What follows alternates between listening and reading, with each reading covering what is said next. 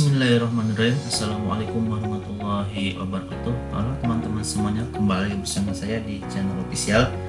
Oke, pada kesempatan kali ini saya akan membahas tentang Undang-Undang Cipta Kerja ya.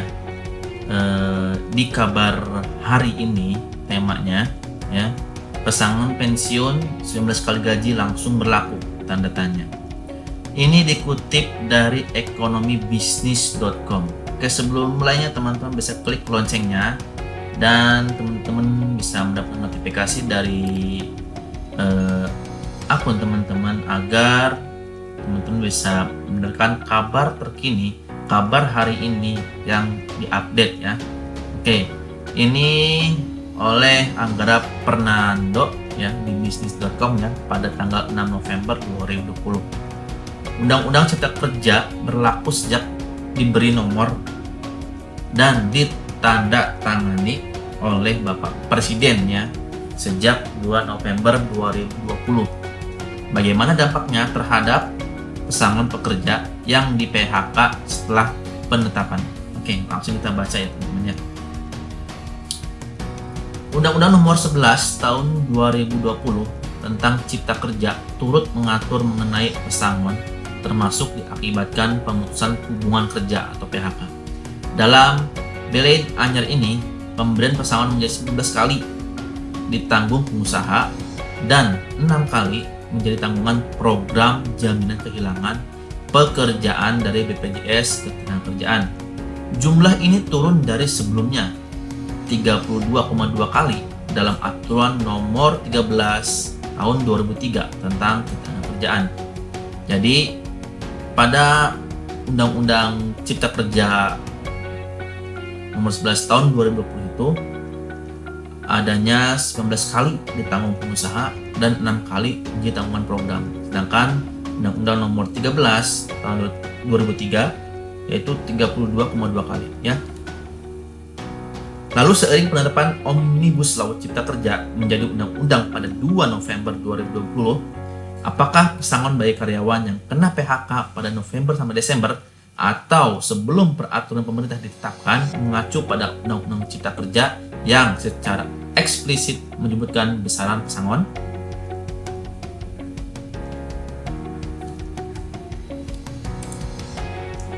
Pengamat Hukum Tata Negara Universitas Gadjah Mada, Oce Madril menyebutkan sejak rancangan undang-undang ditetapkan menjadi undang-undang, maka aturan itu mengikat dan bisa diterapkan. Namun, untuk teknis pelaksanaan masih dibutuhkan delayed turunan.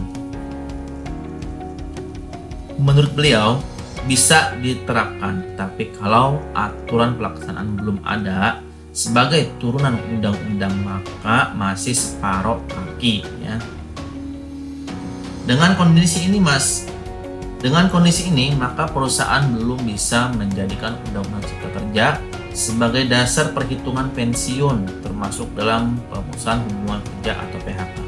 Sebelumnya, dalam kesempatan terpisah, Syarif Yunus, Direktur Eksekutif Perhimpunan Dana Pensiun Lembaga Keuangan menyebutkan besaran pesangon pekerja dalam Undang-Undang Cipta Kerja yang baru disahkan sebesar 19 kali ditambah 6 kali dalam program lainnya, yakni jaminan kehilangan pekerjaan.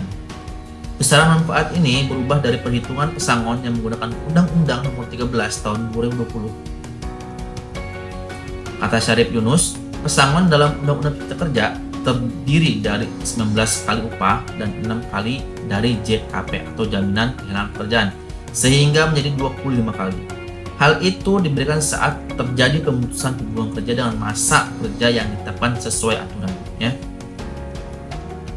JKP atau jaminan kehilangan pekerjaan adalah program jaminan sosial yang akan dijalankan oleh Badan Penyelenggara Jaminan Sosial Ketenagakerjaan atau BPJS Ketenagakerjaan. Layanan ini diberikan kepada pekerja yang berhenti kerja sebelum memasuki pensiun berupa insentif selama nganggur hingga pelatihan. Jadi JKP ini ya dijalankan ya, yang akan dijalankan oleh BPJS Ketenagakerjaan dan diberikan kepada pekerja yang berhenti kerja sebelum memasuki pensiun. Jadi pekerja yang belum memasuki pensiun akan diberikan JKP maksudnya ya. Nah, ini adalah rumus ya teman-teman. Rumus perbandingan perhitungan pesangon pekerja dalam Undang-Undang Nomor 13 Tahun 2003 dan Undang-Undang Cipta Kerja.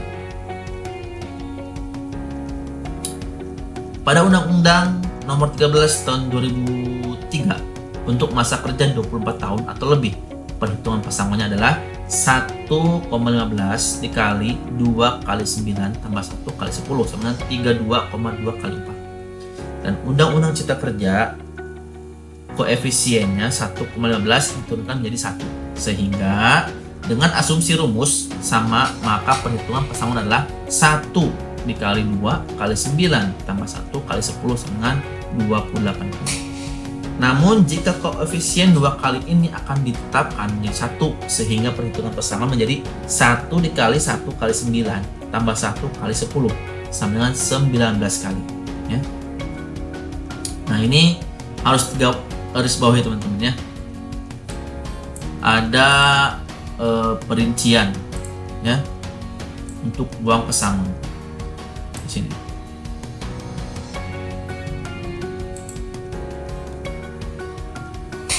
Masa kerja kurang dari 1 tahun mendapatkan uang pesangon sebesar 1 bulan ya.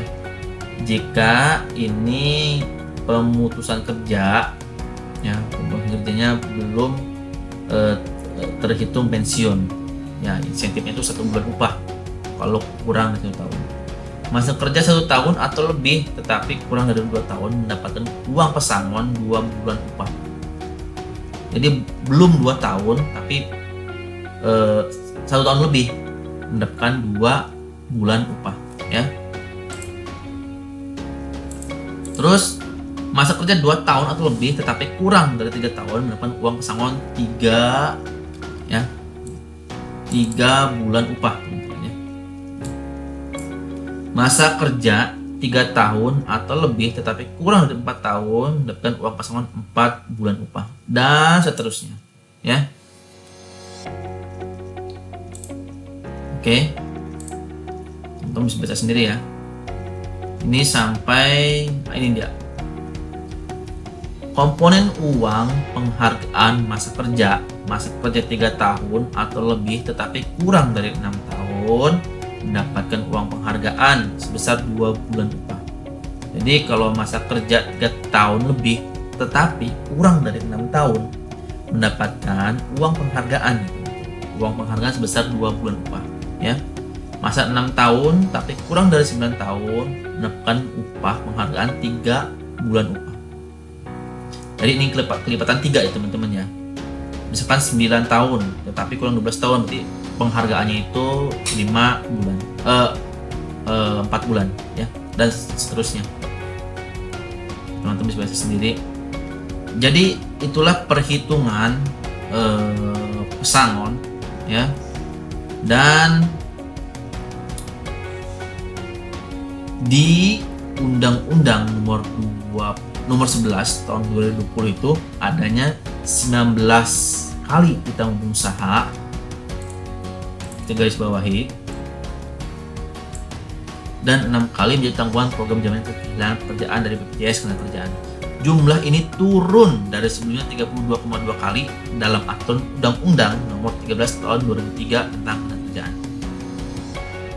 Gimana teman-teman menyikapinya tentang berita ini?